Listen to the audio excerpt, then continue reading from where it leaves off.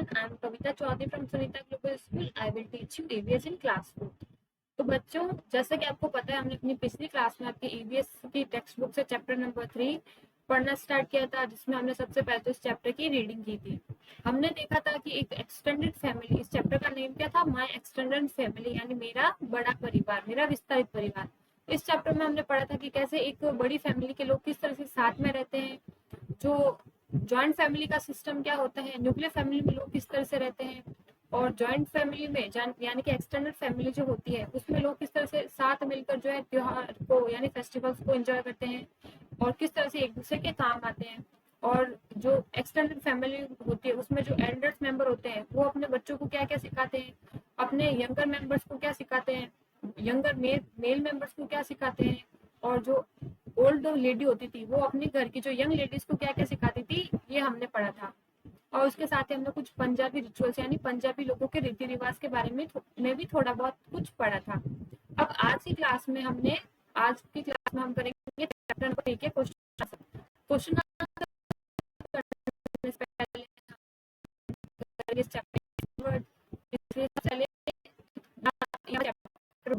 अब क्या करेंगे, डिफिकल्ट वर्ड्स की देखते हैं।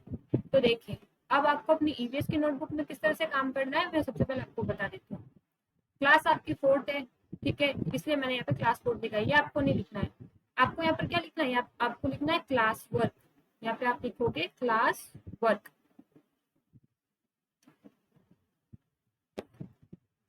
क्लास 4th है आपकी, और आपको क्या लिखना है इसकी जगह, क्लास वर्क। उसके बाद चैप्टर नंबर 3 लिखेंगे। चैप्टर 1 और 2 हो गया था हमारा, अब चैप्टर नंबर 3 लिखेंगे न्यू पेज से, माय एक्सटेंडेड फैमिली। उसके बाद डिफिकल्ट वर्ड्स, एक लाइन को छोड़कर डिफिकल्ट वर्ड्स आपको हेडिंग लगानी है। सबसे पहला डिफिकल्ट वर्ड है ऑक्यूपेशन। ऑक्यूपेशन का मतलब होता है व्यवसाय। उसके बाद सेकंड है बिजनेस। बिजनेस क्या होता है, जैसे कोई व्यापार करता है तो उसे हम बिजनेस कहते हैं। इन्वॉल्वमेंट, इन्वॉल्वमेंट का मतलब होता है भागीदारी, यानी कि जैसे कोई एल्डर्स मेंबर्स होते हैं फैमिली में, वो अपनी घर में किस तरह से भागीदारी निभाते हैं, क्या करते हैं, बच्चों को खाना खिलाते हैं और कहानी सुनाते हैं। तो उनका इन्वॉल्वमेंट यानी उनकी भागीदारी क्या हो गई, तो इन्वॉल्वमेंट का मतलब होता है भागीदारी। तो एक फैमिली में हर एक का कोई ना कुछ इन्वॉल्वमेंट होता है, यानी कुछ ना कुछ भागीदारी होती है। जैसे कोई पैसे कमा कर लाता है तो कोई घर को जो है साफ करता है, घर के काम करता है, तो उसको हम इन्वॉल्वमेंट बोलते हैं। अब है क्रेचेस। अब क्रेचेस का मतलब क्या होता है, जैसा कि मैंने आपको बताया था, क्रेचेस का मतलब होता है शिशु गृह, जहाँ पर जो न्यूक्लियर फैमिली के जो पेरेंट्स होते हैं वो अपने बच्चों का ध्यान नहीं रख सकते, इसलिए वो अपने बच्चों को सुबह को जो है क्रेचेस में छोड़कर यानी शिशु गृह में छोड़कर आते हैं और शाम को वापस लेकर आ जाते हैं। फिर 5th है ऑटोमेटिकली। अब ऑटोमेटिकली का मतलब होता है स्वचालित, और ये वर्ड हमने कहाँ पढ़ा था, जहाँ पर हमने पढ़ा था कि ज्वाइंट फैमिली में जो बच्चे रहते हैं उनको ऑटोमेटिकली जो है मॉरल वैल्यूज मिलते हैं, गुड मैनर्स मिलते हैं। तो ऑटोमेटिकली का मतलब होता है स्वचालित। उसके बाद 6 है ट्रांसफर्ट। ट्रांसफर्ट का मतलब होता है स्थानांतरण होना, यानी एक जगह से दूसरी जगह को जाना। अब 7th है neighbours.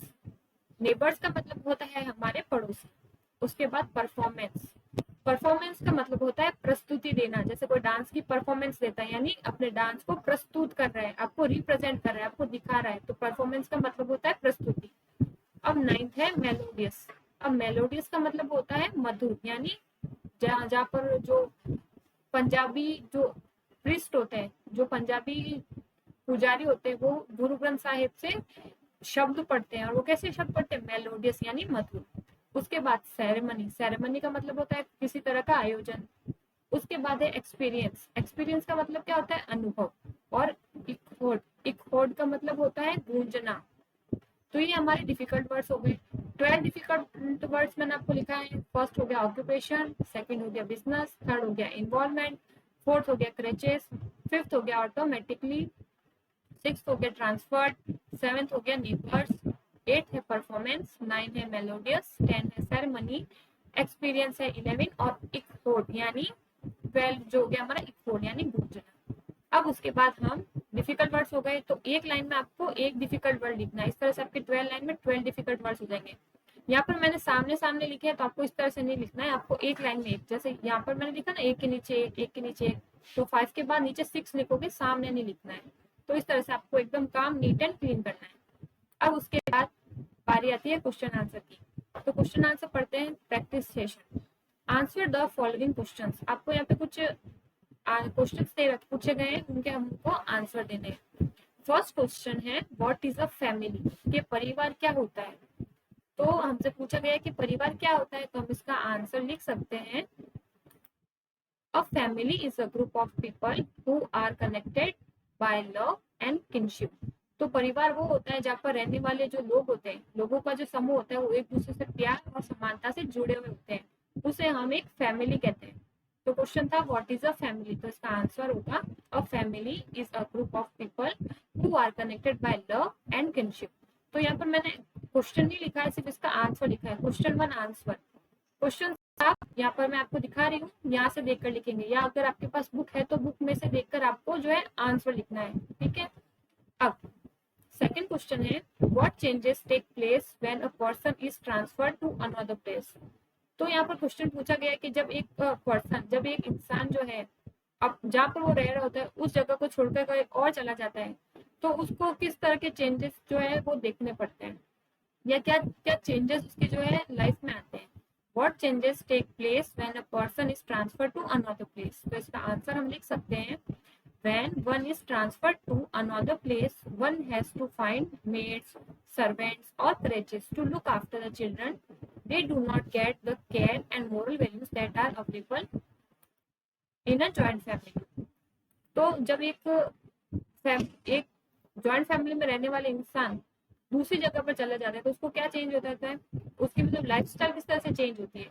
When one is transferred to another place, जब एक कोई आदमी दूसरी जगह पर चला जाता है यानी स्थानांतरित हो जाता है, तो one has to find maids, तो वो क्या ढूंढता है, मेड्स को या सर्वेंट्स को यानी नौकरों को ढूंढता है, और करेजेस यानी शिशु गृह को ढूंढता है। अब क्यों ढूंढता है, to take after the children, क्योंकि वो अपने बच्चों का क्योंकि वो तो काम करेगा।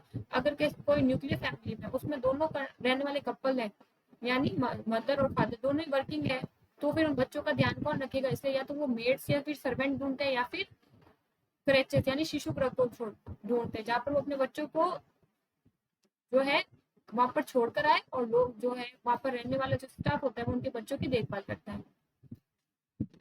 To look after the children they do not get the care and moral values. तो वहां पर बच्चों को छोड़ने से या फिर नौकरों को देने से तो कुछ नहीं होगा, क्योंकि इससे बच्चे ना तो मॉरल वैल्यूज सीख पाते हैं, moral values that are available in a joint family, क्योंकि जॉइंट फैमिली में जो मॉरल वैल्यूज मिलते हैं वो न्यूक्लियर फैमिली में नहीं मिलते, इसलिए इस तरह से एक चेंज हो जाता है। अब क्वेश्चन नंबर 3 है what is a joint family system. अब क्वेश्चन नंबर 3 हमसे पूछा गया कि एक जॉइंट फैमिली का सिस्टम क्या होता है, कि एक जॉइंट फैमिली का सिस्टम क्या है, एक संयुक्त परिवार का जो तंत्र है वो क्या है। तो हम इसका आंसर लिखेंगे in a joint family most male members follow the same occupation. तो जो जॉइंट फैमिली होती है उसमें रहने वाले ज्यादातर जो मेल मेंबर्स होते हैं वो अपने दादा और पिता द्वारा जो व्यवसाय चलाया जाता है वो ही व्यवसाय करते हैं। The younger member learn the family business, और उस परिवार का जो सबसे जवान मेंबर होता है, जवान सदस्य होता है, वो अपने फैमिली बिजनेस को सीखता है। किससे सीखता है, अपने दादा से, पिता से, चाचा से। They also learn to respect, share and care for elder members. इसी के साथ ही वो क्या क्या सीखते हैं, आदर करना, बांटना और केयर करना। और किससे सीखते हैं, फॉर एल्डर मेंबर्स। तो वो अपने घर के बड़े लोगों से आदर किस तरह से किया जाता है, किसी के साथ किस चीज को किस तरह से बांटा जाता है, किसी की केयर किस तरह से की जाती है, वो अपने घर के एल्डर मेंबर से सीखता है। The woman look after the home and the children, और जो घर की औरतें होती है वो घर का और घर के बच्चों का ध्यान रखती है। The older woman teach various activities like embroidery, stitching, cooking etcetera to the younger woman, और जो घर की सबसे बूढ़ी महिला होती है वो अपने घर की यंगर वुमन्स को अलग अलग तरह की, बहुत ही अलग अलग तरह की एक्टिविटीज सिखाती है, जैसे एम्ब्रॉयडरी यानी कसीदाकारी करना, स्टिचिंग यानी सिलाई सिखाना, कुकिंग सिखाना एक्सेट्रा, और भी कुछ काम सिखाती है टू द यंगर वुमन। और किसे सिखाती है, अपने घर की जवान महिलाओं को, टू द यंगर वुमन। तो क्वेश्चन हमसे पूछा गया कि what is a joint family system. तो हमने लिखा कि एक जो जॉइंट फैमिली होती है उसमें रहने वाले मेंबर्स जो होते हैं आमतौर पर अपने घर का जो व्यवसाय होता है उसको ही फॉलो करते हैं, और घर का जो सबसे छोटा मेंबर होता है वो अपने घर के फैमिली बिजनेस को सीखता है, और साथ ही साथ वो अपने घर के बड़े लोगों से क्या सीखता है, रेस्पेक्ट करना, शेयर और केयर जैसी चीजों को सीखता है। और जो घर की वुमेन्स होती है वो बच्चों का और घर का अच्छे से ध्यान रखती है। और जो घर की सबसे बूढ़ी महिला होती है वो अपने घर की जवान औरतों को बहुत अलग अलग तरह की एक्टिविटी सिखाती है, जैसे कसीदा करना, सिलाई करना, खाना बनाना, इस तरह से की जो है वो एक्टिविटीज उनको सिखाती है। अब उसके बाद next question, list the 3 advantage of a joint family. अब यहाँ पर क्वेश्चन पूछा गया है कि एक जॉइंट फैमिली के जो है थ्री थ्री एडवांटेज क्या हो सकते हैं, यानी एक जॉइंट फैमिली में रहने पर हम लोग को क्या क्या फायदे हो सकते हैं। ऐसे हमको 3 फायदे लिखने हैं। जैसे कि जो जॉइंट फैमिली होती है उसमें रहने के फायदे तो हैं, अब आपको उनमें से कोई 3 जो है फायदे लिखना है। जैसे कि हमने अपनी बुक में भी पढ़ा था, तो हम इसका आंसर लिख सकते हैं, advantage of a joint family. First, children gate moral values, paternal love and care. तो जो बच्चे होते हैं जॉइंट फैमिली में रहने वाले बच्चे, एक तो मोरल वैल्यूज यानी नैतिक शिक्षा को सीखते हैं, यानी रेस्पेक्ट करना, केयर करना, शेयर करना, पेशेंस रखना, इस तरह की चीजें जो है जॉइंट फैमिली में बच्चों को सिखाई जाती है। और पैटर्नल लव एंड केयर, और अपने दादा दादी का प्यार और उनके देखभाल भी ये बच्चे पाते हैं। सेकंड हम लिख सकते हैं फैमिली मेंबर्स शेयर वर्क, और जो फैमिली मेंबर जैसे जॉइंट फैमिली ज्यादा लोग होते हैं तो वे आपस में एक दूसरे का काम भी बांट कर करते हैं। और थर्ड हो सकता है older woman teach various activities to the younger woman, और जो घर की सबसे बूढ़ी महिलाएं होती हैं वो अपने घर की यंगर वुमन्स को अलग अलग तरह की एक्टिविटीज सिखाती है। तो क्वेश्चन का पूछा गया था कि list 3 advantage of a joint family, तो हमने इसका आंसर लिखा, advantage of a joint family, children get moral values और and paternal love and care। तो जो बच्चे होते हैं उनको मोरल वैल्यूज मिलती है और अपने दादा दादी का प्यार और देखभाल मिलती है। सेकंड हम लिख सकते हैं फैमिली मेंबर शेयर वर्क, और जो जॉइंट फैमिली के में रहने वाले जो लोग होते हैं वो क्या करते हैं, एक दूसरे से अपना काम बांट लेते हैं। और थर्ड हम लिख सकते हैं older woman teach various activities to the younger woman, और जो घर की सबसे बूढ़ी महिला होती है वो अपने घर की जवान औरतों को क्या सिखाती है, अलग अलग तरह की एक्टिविटी सिखाती है। अब उसके बाद next question, what is a nuclear family system, list 3 advantage. अब हमसे क्वेश्चन पूछा गया है कि एक न्यूक्लियर फैमिली होती है उसका सिस्टम क्या होता है और हमें 3 एडवांटेज लिखनी है। तो इसका आंसर हम लिखेंगे, the nuclear family system consist of a father, mother, and their children. In nuclear family, the parents have to make sure that the child learn moral values. The working couple find maids, servants to look after their children. तो हमने इसमें लिखा answer, the nuclear family system, एक जो nuclear family होती है, एक छोटा परिवार होता है, वो फादर से यानी पिता से, माता से और उनके बच्चों से मिलकर बना होता है। In nuclear family the parents have to make sure, और न्यूक्लियर फैमिली के में जो रहने वाले पेरेंट्स होते हैं उनको ये सुनिश्चित कर लेना चाहिए कि वो अपने बच्चों को जो है मोरल वैल्यू सिखाए। The working couples find maid servants to look after their children, और जो न्यूक्लियर फैमिली में रहने वाले वर्किंग कपल्स होते हैं वो अपने बच्चों के लिए मेड सर्वेंट या क्योंकि नौकर और मेड ढूंढते हैं, क्यों ढूंढते हैं, ताकि वो उनके बच्चों का ध्यान रख सके। अब उसमें लिखा है 3 एडवांटेज, तो एडवांटेज तो मैंने आपको नहीं लिखा है क्योंकि मुझे नहीं लगता कि एक न्यूक्लियर फैमिली के कोई एडवांटेज हो सकते हैं, बाकी मैंने तो आपको नहीं लिखा है, अगर हो सकता है, अगर मुझे कोई एडवांटेज मिलते हैं तो मैं आपको लिखवाऊंगी जरूर। बाकी अभी तक तो मैंने आपको आंसर में सिर्फ न्यूक्लियर फैमिली सिस्टम क्या होता है उसी के बारे में लिखवाया। The nuclear family system consist of, तो हमने इसका आंसर लिखा कि जो एक न्यूक्लियर फैमिली होती है वो फादर मदर से मिलकर बनी होती है और उनके बच्चों से मिलकर बनी होती है। और न्यूक्लियर फैमिली में रहने वाले पेरेंट्स को ये सुनिश्चित कर लेना चाहिए, उनको ये श्योर हो जाना चाहिए कि वो अपने बच्चों को कुछ मोरल वैल्यूज सिखाएं। मोरल वैल्यूज आप समझ गए, जैसे रिस्पेक्ट, केयर, शेयर, पेशेंस, ओबे, ये सब जो है उनको अपने बच्चों को सिखाना चाहिए।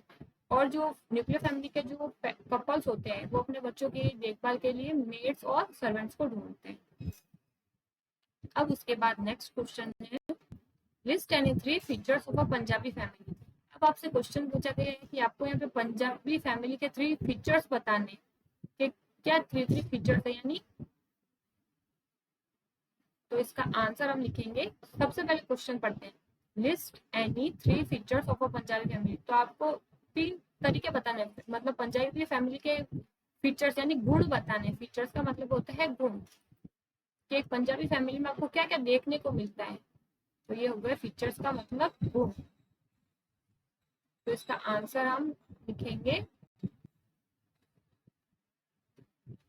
Features of a Punjabi family are. अब पंजाबी फैमिली के क्या क्या फीचर्स हो सकते हैं, favourite dishes of a Punjabi family are dal makhani, chole puri butter chicken Italy. तो सबसे पहले हमने यहाँ पे खाने के बारे में लिख दिया है कि जो पंजाबी फैमिली होती है वहाँ की फेवरेट डिशेस क्या क्या होती है, दाल makhani, chole puri, butter chicken and etcetera. बहुत सारी पढ़ी थी हमने चैप्टर में।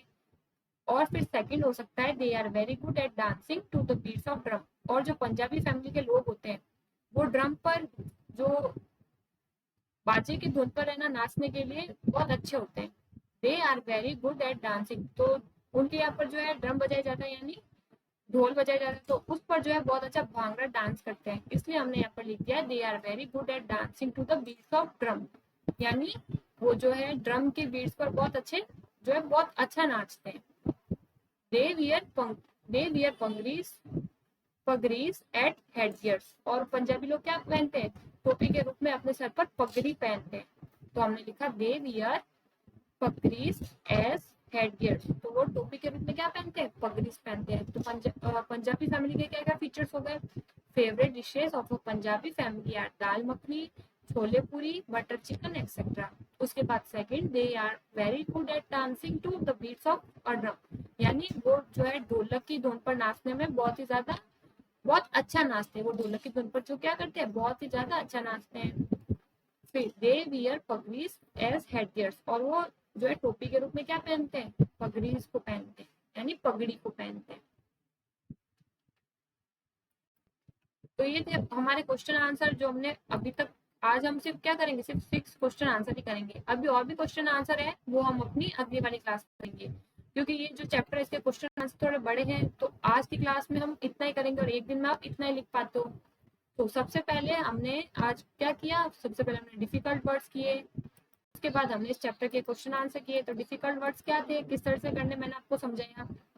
12 डिफिकल्ट वर्ड्स है, यानी 12 डिफिकल्ट वर्ड्स मैंने आपको लिखा है, और आपको एक लाइन में एक ही डिफिकल्ट वर्ड को लिखना है। उसके बाद में हमने क्वेश्चन आंसर देखे, ये क्वेश्चन 1 का आंसर है, ये क्वेश्चन 2 का आंसर है, उसके बाद क्वेश्चन 3 का आंसर, ये क्वेश्चन 4 का आंसर, ये क्वेश्चन 5 का आंसर, और ये क्वेश्चन 6 का आंसर है। तो इसमें हमने क्या क्या क्वेश्चंस देखे, सबसे पहले हमने देखा व्हाट इज अ फैमिली, कि एक परिवार क्या होता है। What changes take a place when a person is transfer to another place, जब एक आदमी अब एक जगह से दूसरी जगह को ट्रांसफर हो जाता है तो क्या क्या चेंज आते हैं। फिर हमने पढ़ा what is a joint family system, joint family का सिस्टम क्या होता है। List 3 advantage of a joint family, joint family में रहने के क्या 3 फायदे हैं वो लिखना था। What is a nuclear family system, एक न्यूक्लियर फैमिली का सिस्टम क्या होता है। And list any 3 features of a Punjabi family, और पंजाबी फैमिली के जो है आपको कुछ 3 गुण बताने थे, कि एक पंजाबी फैमिली होती है उसमें क्या 3 गुण होते हैं। तो आज की क्लास में हमने 6 क्वेश्चन प्लस 12 डिफिकल्ट वर्ड्स किए। तो आज की क्लास में हम इतना ही पढ़ेंगे, नेक्स्ट क्लास में हम बाकी के क्वेश्चन आंसर के बारे में डिस्कस करेंगे। उम्मीद करती हूँ आपको डिफिकल्ट वर्ड्स और क्वेश्चन आंसर किस तरह से करना है और क्वेश्चन आंसर क्या कहना चाहते हैं ये आपको समझ आ रहा होगा। तो मिलते हैं अगली क्लास में और बाकी के क्वेश्चन आंसर को जो है हम सॉल्व करेंगे। तब तक के लिए stay home, stay safe, thank you, bye.